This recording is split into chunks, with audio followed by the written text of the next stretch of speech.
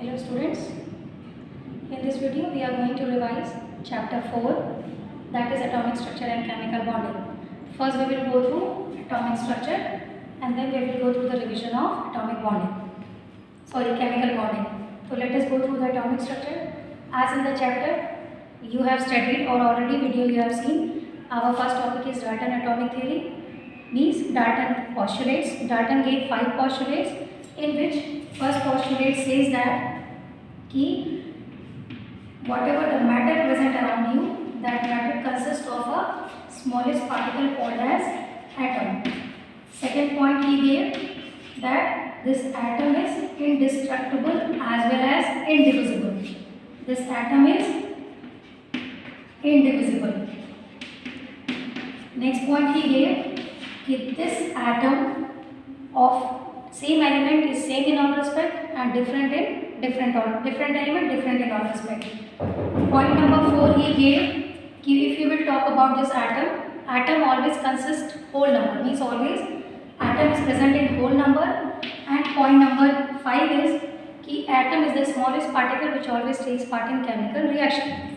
So next to these postulates, after the discovery of electron, proton and neutron, because according to some scientists, if we talk about, such as a particular atom is being divided into 3 subparticles. First particle is electron, second particle is proton, and third particle is neutron, where this electron is negatively charged, proton is positively charged, neutron is having no charge, means it is neutral in case.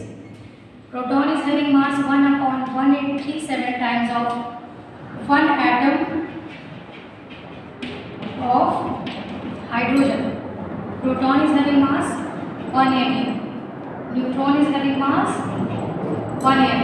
Okay, and this electron was, as I said, electron was discovered by Thomson, and this proton is discovered by Rutherford, and neutron is discovered by Chadwick. So after the discovery of these subparticles of atom, that is electron, proton and neutron, the Dalton postulates were discarded. Some points were discarded, and after discovery of these 3 subparticles, modern atomic theory came into existence. And in that modern atomic theory, it is being said that now atom is indivisible particle into the 3 subunits or subparticles called as electron, proton and neutron, where these are the conditions of electron, then proton as well as neutron. Our next topic is Rutherford alpha scattering experiment. Rutherford did experiment of alpha scattering particle. He took alpha particle from a source. He has taken alpha particle. This alpha particle is also known as helium plus 2. He has taken a golden foil. Here I will take only one atom of gold. Okay, where he has bombarded this alpha particle on this golden foil. Further, what he observed some rays is passing from the top as well as from the bottom. And as these rays starts to come to the center, they are deflecting while having some angles. But as the ray comes to the center, suppose from this path it is going to the center, so from the same path it will be deflected back. But the rays which are above or at the bottom, is either top or bottom, they all are just having some angle and deflecting back. So from this experiment, what is the experiment? He has bombarded this alpha particle on a golden foil, where he has observed some rays are deflecting back, some rays are passing while having some angle, some are just passing in the straight line, some are just deflecting back if they are just falling in the center. It means from this Rutherford concluded that in the center something positive charge particle is present, which is responsible for the deflection of this particular alpha particle back. as alpha particle is already having helium plus 2 charge, so this plus charge is being deflected by this plus charge.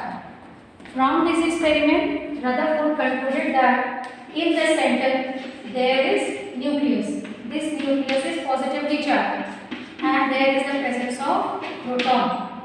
For the rest of the space present in the atom, that remains empty.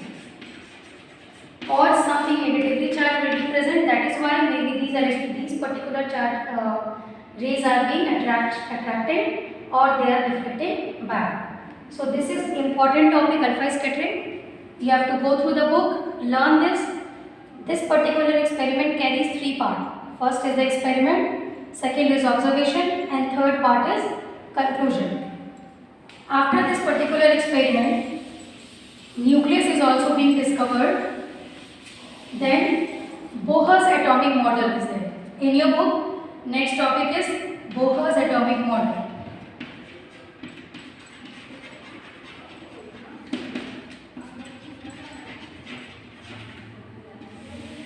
In this Bohr's atomic model, Bohr gave 2 rules according to which first he gave the arrangement of or the distribution of electrons in different shells.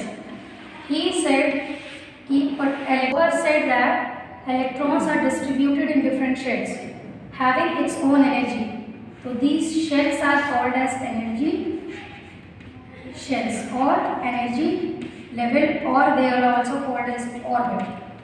So the electrons are distributed in these energy shells, whereas from the means just after the nucleus, shell number 1, shell number 2, shell number 3, they all are also known as K, L, M, N and so on.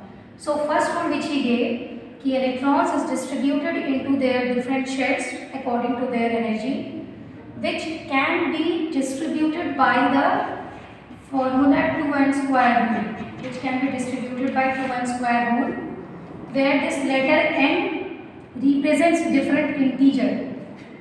Let me show you.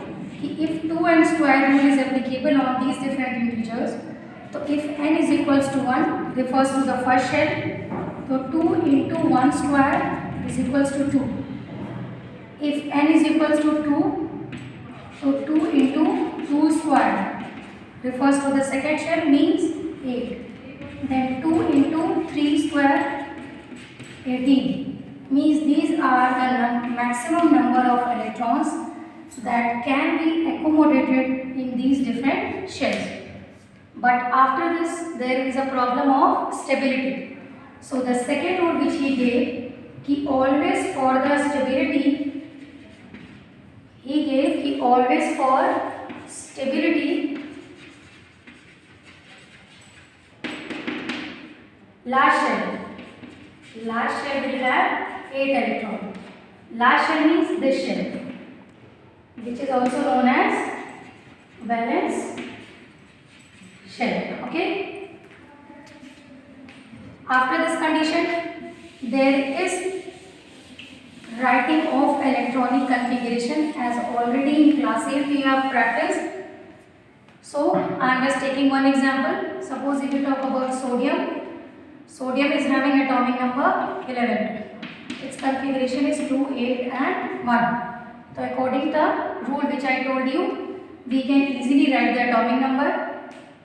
And further, as we are having atom, so this atom is divided into 3 parts, sub-parts you can say, that is electron, proton and neutron. So atom is having its own atomic number, such as this atomic number is equals to number of proton, and this number of proton is equals to number of electron. And as the electron and proton is equals to atomic number, so each and every atom is having its own mass, and that mass is concentrated in the nucleus. Therefore, mass number of any atom is equals to number of proton plus number of neutron. Okay. So from these two particular formulas, several questions you can solve. Suppose one example I am giving here. If aluminium is having atomic number 13, mass number 27. So tell the number of proton, tell the number of electron and tell the number of neutron. So what you will do, as it is given the atomic number is equal to proton and electron, so this is atomic number. So proton is equals to electron is equals to 13. And if we talk about neutron, we are having mass number, we are having proton, we have to calculate neutron. It means 27 minus 13, which is equals to 12. Or further, if suppose one more question is being added, we write down the electronic configuration. So configuration is totally based on atomic number, where you have to write 2, 8 and 3. If suppose one more question is added here, we draw its geometric diagram. So it is having 3 shells. First shell will have 2 electrons. Second shell will have 8 electrons. 1, 2, 3, 4, 5, 6, 7, 8. And third shell will have 3. So these types of question can come related to this particular topic. And our last topic is isotopes. Our last topic is isotopes. Let me explain this isotope with the help of one example. Magnesium 20, 12, 24, magnesium 12, 26. This question refers to the question year 1987, I think it is given year 1987, question number 1. So isotopes means atom of a same element having same atomic number but different mass number is called as isotope. So in this question there can be a question like this, means in this particular example there can be a question like this, कि identify the numbers of electron in both the conditions, number of proton in both the conditions and number of neutron in both the conditions. So number of electron and proton both are same, and already we know that this is equals to atomic number. It means these three conditions can be fulfilled by this particular part. And if you want to calculate neutron in first case, so 24 minus 12, we will get 12, and in the second case neutron is equals to 26 minus 12, which is equals to 14. Okay. Now one question arises, in both the conditions if atomic number is same, why this mass number differs? So mass number differs due to the difference in number of neutron. Mass number differs due to the difference in number of neutron. One more question can be, why these two atoms shows same chemical property? So they both shows same chemical property because chemical property totally depends upon number of electron, and which is already same. So children, you have to study these all particular topic again through the book, and again if you are having problem, you can see the video of this chemical bonding already which we have posted, and go through the book, prepare it properly. Thank you.